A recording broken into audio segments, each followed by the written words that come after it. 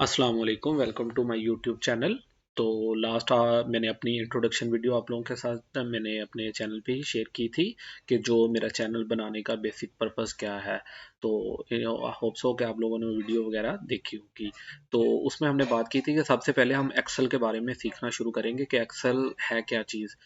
तो आज हम एक्सेल का पहला लेक्चर आपके लिए लेके आया हूँ। तो उसमें टॉपिक वगैरह यहाँ पे मेंशन किए हुए हैं, तो जो हम स्टार्ट करेंगे जिनसे बिल्कुल बेसिक से स्टार्ट करेंगे। इंशाल्लाह आप लोगों को सारी चीज़ों की समझ आएगी।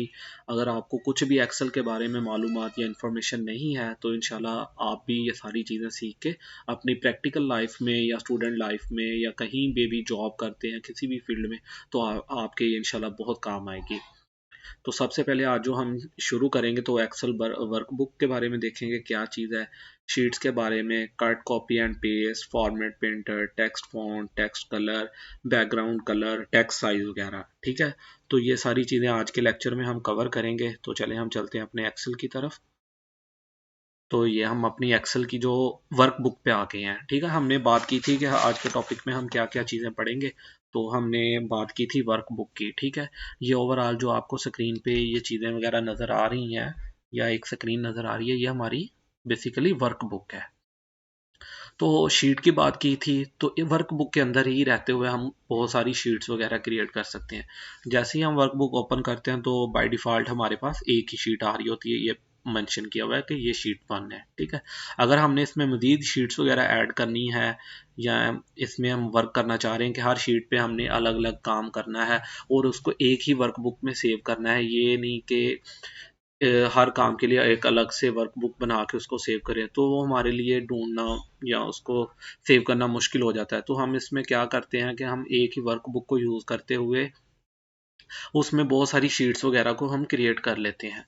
बाय डिफ़ॉल्ट एक शीट क्रिएट हुई हुई है, तो हमने मज़ीद ऐड करनी है तो हम उस पे ये प्लस का जो आपको साइन नज़र आ रहा है इस पे क्लिक करेंगे, हमारी शीट 2 ऐड हो गई। फर्दर क्लिक करेंगे शीट 3, तो फर्दर क्लिक करेंगे शीट 4। अप टू सोन आप इस तरह बहुत सारी अपनी शीट्स वगैरह ऐड कर सकते हैं जितनी आपको उसकी ज़रूरत हो। ठीक है, अगर आपको ज़रूरत नहीं है तो आपने ऐड कर लिया लेकिन आप उसको चाह रहे हैं कि मैं आपको इसको शो नहीं करवाना चाह रहा, मैं इसको डिलीट कर दूं, तो आपने माउस का जो राइट क्लिक करके ये डिलीट की ऑप्शन आ रही है। ठीक है, इस पर आपने ऐसे डिलीट कर देना है इसको। ठीक है, बाय डिफ़ॉल्ट जो शीट का नाम होता है वो शीट 1 या शीट 2 या शीट 3 ऐसे जैसे जैसे ऐड करते जाते हैं वो उसके साथ नंबर वगैरह इंक्रीज होते जाते हैं। ठीक है, लेकिन अगर हम चाह रहे हैं कि मैंने अपनी जो शीट का नाम है वो चेंज करना है कुछ, ताकि मैं जैसे ही वर्कबुक ओपन करूं मुझे पता चल जाए कि मेरे वो वाली शीट जो मेरा वर्क है वो इस टैब पे पड़ा हुआ है। ठीक है, शीट पे।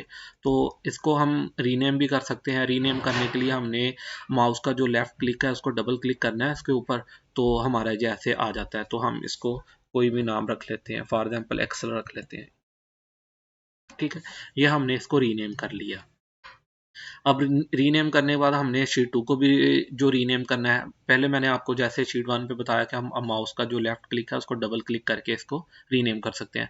अगर उस वैसे नहीं आप कर सकते तो हम शीट 2 पे ऊपर जाते हैं, जाके माउस का राइट क्लिक करते हैं, ये हमारे पास रीनेम की ऑप्शन आ गई, तो हम इसको दोबारा रीनेम कर सकते हैं। इसका हम कोई भी नाम रख लेते हैं, फॉर एग्जाम्पल ए। तो ये हमारी जो शीट है वो रीनेम हो गई। तो इससे हमारी ये एक आइडेंटिटी होगी यूनिक, यानी कि हम अगर मैंने ए पे जाना है तो मुझे पता होगा कि ए इधर है, मैं इस पे ऊपर क्लिक कर दूंगा। अगर मैं चाह रहा हूँ कि मैंने एक्सेल पे जाना है तो मैं इधर क्लिक कर दूंगा। ठीक है, ये बेसिक चीज़ें थी। तो अब मज़ीद एक्सेल की आगे बढ़ते हैं और मज़ीद देखते हैं कि क्या चीज़ें हैं। ठीक है, बेसिकली जो एक्सेल में के बारे में आपसे इंटरव्यू में भी अक्सर लोग पूछते हैं कि एक्सेल की जो ज़ूम आउट और ज़ूम इन का जो है वो कितना साइज़ होता है। ये भी एक लाजमी हमारा जो अक्सर एमसीक्यूज टाइप डिफरेंट टाइप के जो पेपर वगैरह होते हैं उसमें भी आता है। पीपीएससी हो गया, एनटीएस हो गया, इस तरह की चीज़ों में। ठीक है, तो ये भी हमें याद होना या पता होना लाजमी है। जैसे ये इधर हम आए, बाय डिफ़ॉल्ट जो इसका जूम जूम साइज़ होता है वो 100 होता है।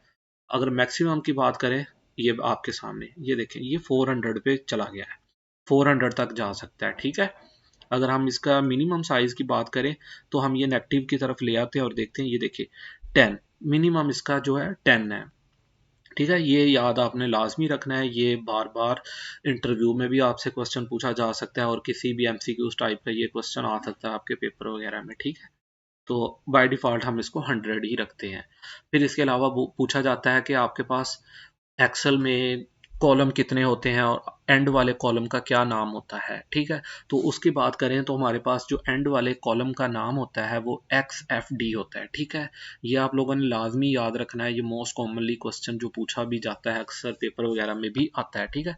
मैं आपको आपकी प्रैक्टिकल के यूज़ के लिए भी ये बता रहा हूँ और आपके जो जनरल नॉलेज के लिए भी बता रहा हूँ, इसमें भी आपका इजाफा होगा, ठीक है। ये आपने लाजमी इन चीज़ों को मद्देनज़र रखना है। इसके बाद हम बात कर लेते हैं रोज़ की, तो हम ये बिल्कुल नीचे आते हैं, ठीक है। तो हमारे पास जो एक्सेल में रो की काउंट है वो है 10,48,576, जो यानी कि एक से लेके हमारे पास ये 10,48,576 तक हमारे पास रोज होती हैं, ठीक है। अभी हम रोज और कॉलम की बात कर रहे थे, तो मैं मजीद आपको बताता चलूं कि रो क्या चीज़ होती है और कॉलम क्या होता है, ठीक है। जैसे ये मैंने अभी सी के ऊपर क्लिक किया, ये पूरा एरिया नीचे को आपके पास ये सिलेक्ट हो गया इस तरह, तो ये हमारा जो है वो कॉलम है, ठीक है। अगर हम रो की बात करें तो जैसे मैंने ये 2 पे क्लिक किया, तो जो इस तरह ये डार्क हाईलाइटेड हिस्सा है वर्कबुक के ऊपर, तो ये हमारा हो गया है रो है, ठीक है।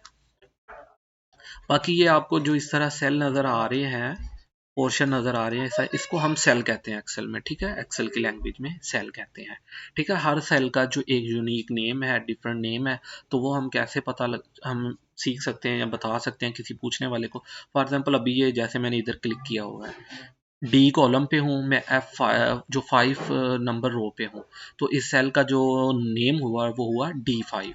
तो ऐसे भी हमें पता चल सकता है डी और 5, D5 पे, लेकिन हमने अगर वैसे देखना हो तो ये कॉर्नर पे भी आ रहा है कि D5, तो यहाँ से भी हम D5 वगैरह को देख सकते हैं और बता सकते हैं किसी को। अब जैसे मैं इधर क्लिक करता हूँ, देखें अब E और 11, ये देखें यहाँ पे आ गया E11, ठीक है। रोज का भी हमने देख लिया, कॉलम का भी देख लिया, ठीक है। अब हम मजीद आगे बढ़ते हैं और अपना जो मजीद जो बेसिक लेवल से शुरू करते हैं और चीज़ों को सीखने की कोशिश करते हैं, ठीक है। तो अब हम यहाँ पे आ जाते हैं, यहाँ पे हम कोई भी टेक्स्ट लिख लेते हैं, फॉर एग्जांपल कोई नाम लिख लेते हैं पाकिस्तान, ठीक है जी। ये हमने एक नेम लिख लिया पाकिस्तान। इसके ऊपर मैंने क्लिक किया, जैसे ये एक आपके पास कैंची बनी हुई है नज़र आ रही है, तो इसको हम कट के लिए इस्तेमाल करते हैं। जैसे मैंने ये इधर से इसको कट किया और इधर जाके जो कीज़ का आपको पेस्ट करना है, अब हमने तो पेस्ट करने की की होती है Ctrl+V, तो हमने इसको यहाँ पे पेस्ट कर दिया, ठीक है।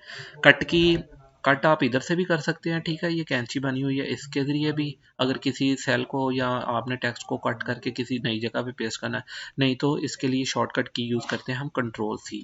ये हमने Ctrl+C किया, for example Ctrl+C sorry copy के लिए यूज़ करते हैं और Ctrl+X कट के लिए।